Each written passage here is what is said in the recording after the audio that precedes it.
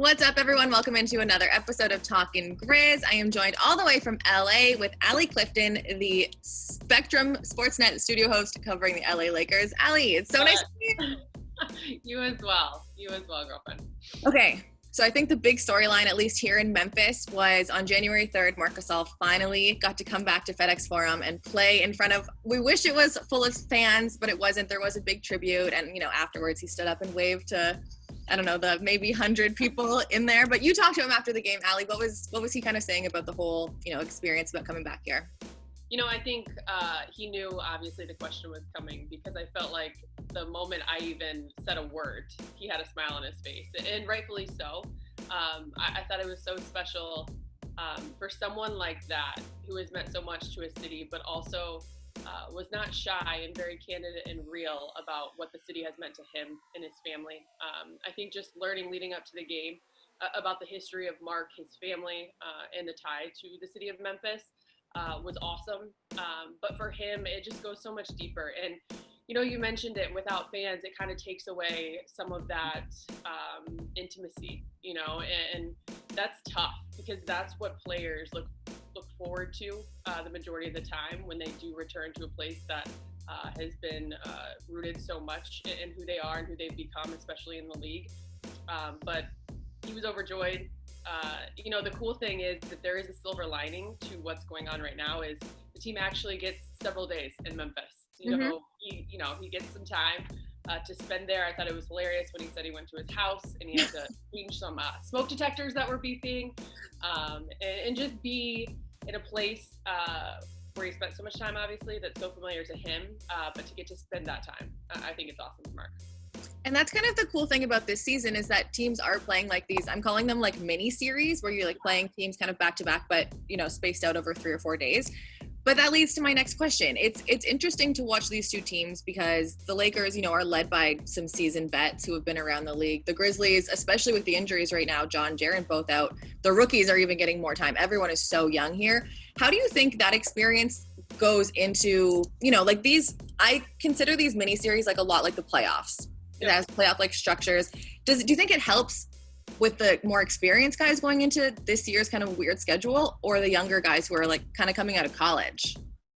I think any opportunity for any kind of player benefits, obviously. But I think right now it's just very unique, because you could totally point to the young guys, and we have a young guy who's still learning the ropes of the NBA, but who has certainly reached a place where many believe in him when it comes to the big leagues, and Taylor Horton-Tucker.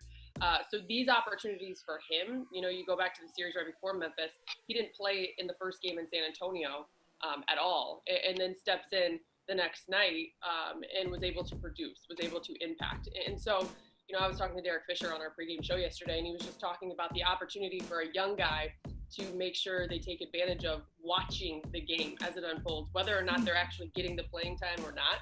There's so much opportunity and reason for growth for a young guy. When it comes to the vets, you think of a team like the Lakers, who have such a shortened off season, haven't had a lot of training camp, and are trying to gel a lot of veteran players into the mix.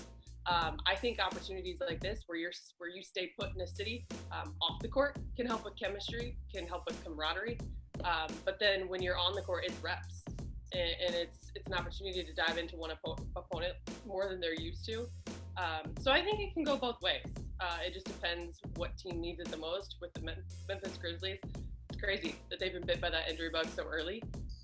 But the one thing that they always do, and we said it yesterday leading up to that first game, they're going to play hard.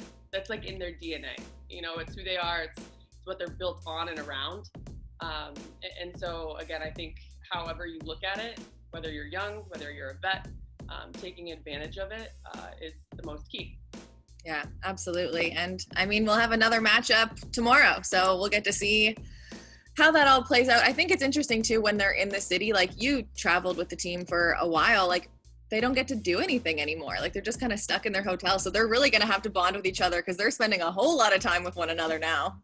That's what I said too, because when I traveled with the Cavs for 6 seasons, when I came to Toronto, I would see you a couple times, but it never felt like enough. It was never longer than like 48 hours unless you were playing, for instance, the Clippers and the Lakers in one trip, then you were there for longer. If you played the Nets and the Knicks, you were there for longer.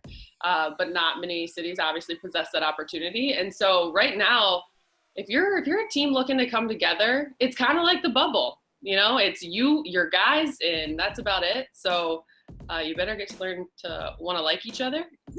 And again, take advantage of the opportunity. All right, Allie. Well, coffee again. Cheers. Cheers, always. Monday morning. Yeah. I'm literally on my way out the door to work out, so. I know. Just so everyone knows, she is in LA, so she's a long time ahead of or behind. So yeah. Fair enough. Allie, thank you so much. And Grizzlies fans, you can always get more on grindcitymedia.com.